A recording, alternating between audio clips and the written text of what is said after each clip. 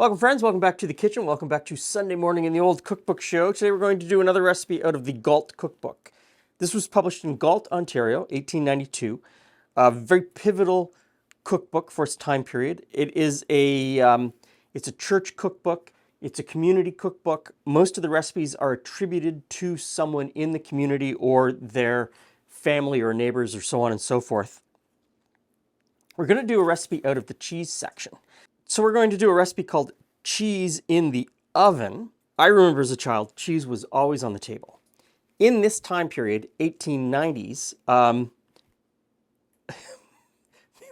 my family, on the Boyd side of my family and the Stewart side of my family, no relation to Mrs. Boyd from Australia who has put this recipe in, I don't believe, they were cheesemakers along the St. Lawrence River. And so cheese was always, when I was growing up, was always on the table, and it lived on the table. It never went into the refrigerator. It was always there. And this is a dish that I remember as a child being fed for dinner by my mother. So here we go. I need to slice some bread thinly. There's the nub. I'm going to eat that on my own right now. A little bit of butter. I love the nub. Thinly. Well, let's say that's thinly. Let's get a couple of slices. Now, in the bottom of a baking dish, I'm supposed to put some butter. It doesn't say melted, so let's just put some in, see how that goes. Lay the bread slices over top. Okay, so I probably need 2 more slices. Now, I need to slice some cheese. Yeah. So yes, this is the state of cheddar cheese in 2024. This is supermarket old cheddar cheese. It is the fairly standard orange color that you find in Canada. We do have white old cheddar cheese here, but this orange stuff that's colored with annatto, it doesn't add any flavor, it just adds a color, is pretty much the standard.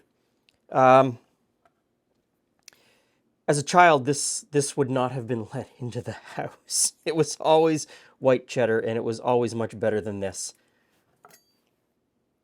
But you know, do what you gotta do. Okay, here's our layer of sliced cheese. Now, I need a cupful of milk. Oh, I don't have a cupful of milk.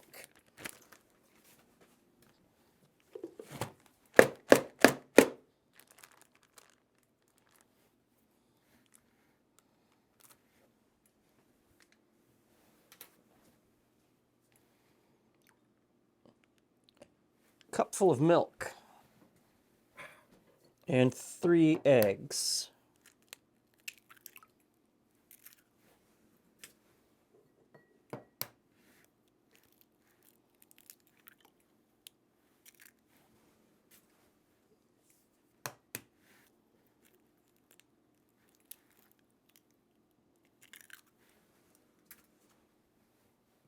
And I'll just mix those eggs in.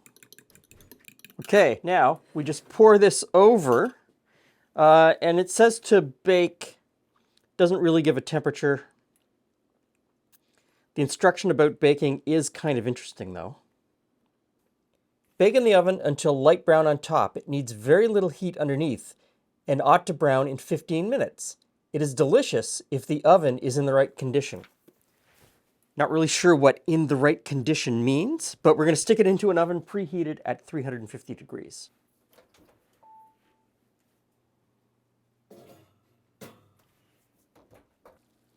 Look at that. Bubbly cheese, custard. Okay, so this does look fantastic. It is hot, it is bubbly, it is cheesy. It's all of Glenn's favorite, hot, bubbly, and Yes. cheesy. What, is that like a cheese? Like, I see bread and cheese. I'm thinking, is it like a oven grilled cheese? What's going on there? What is it actually called? I do not know. I'm not even sure if I need a spoon or a fork. So I'm bringing both. I'm a little confused. Called baked cheese? Oven cheese? Cheese in the oven by Mrs. Boyd, but Mrs. Boyd from Australia, not Mrs. Boyd from here. Okay. So it's sliced bread with a custard poured in, or a custard base poured in. So milk and egg, Okay. and then slices of cheese. Okay. Totally, completely, 100% in my mom's wheelhouse. I was gonna say, add a little tomato, Yeah, and your mom would be thrilled. a couple of slices of tomato on top, and that would be over the moon. This is not. It's like a savory bread pudding. Yeah, Looks really hot though. I'm a little afraid of the it's an oven French toast. well, I don't know. The egg kind of throws it on that. Well, a little bit.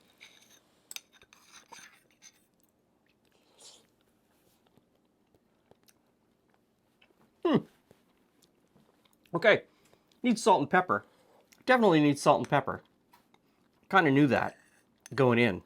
It. If you threw in some bacon, That's what. Yeah. So it does. it's got a very It needs some other flavor. egg and cheese. You can't go wrong. It does need a little more flavor though. Salt, pepper, some fried bacon, maybe laid in there somehow. If it doesn't turn out though, you can blame your oven on this one Huh? because Mrs. Boyd says so. It is delicious if the oven is in the right condition.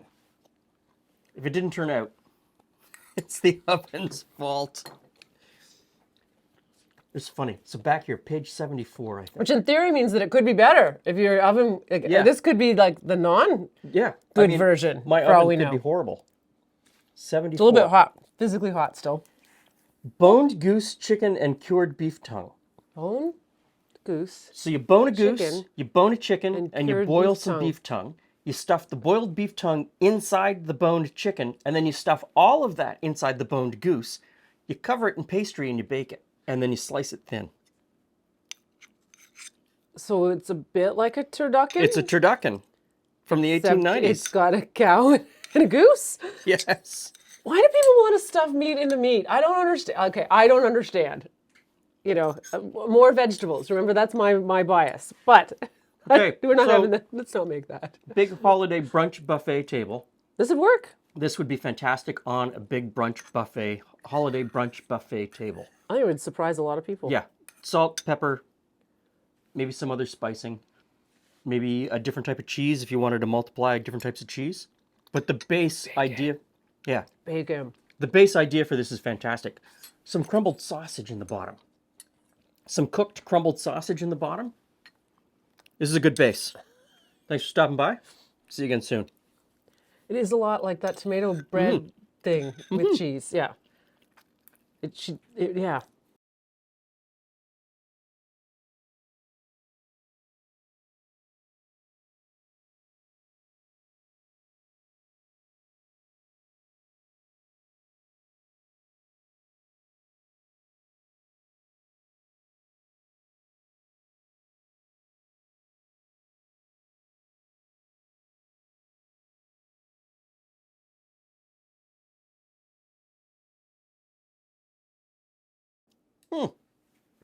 You're still here.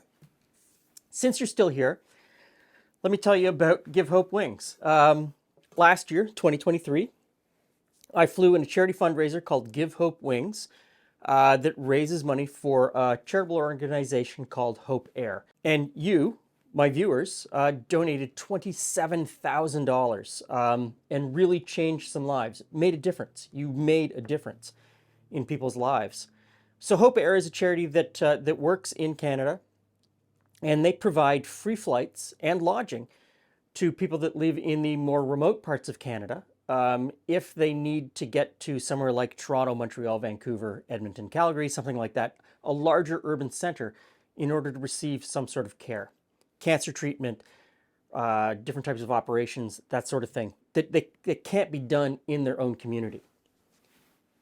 The healthcare is covered by the Government of Canada. It is free. It's part of our universal healthcare. But getting yourself to that healthcare can be an incredible burden for people who live in those more remote communities where driving isn't practical or driving isn't possible, because we have a lot of communities in Canada that are fly in or boat in only. So that's where Hope Air comes in. They pair private pilots like myself with small aircraft to fly to these communities, pick people up, and bring them either directly to the larger urban center or to a larger urban center where commercial traffic is available, commercial flights are available. And then from there, they cover the commercial flight to the larger center.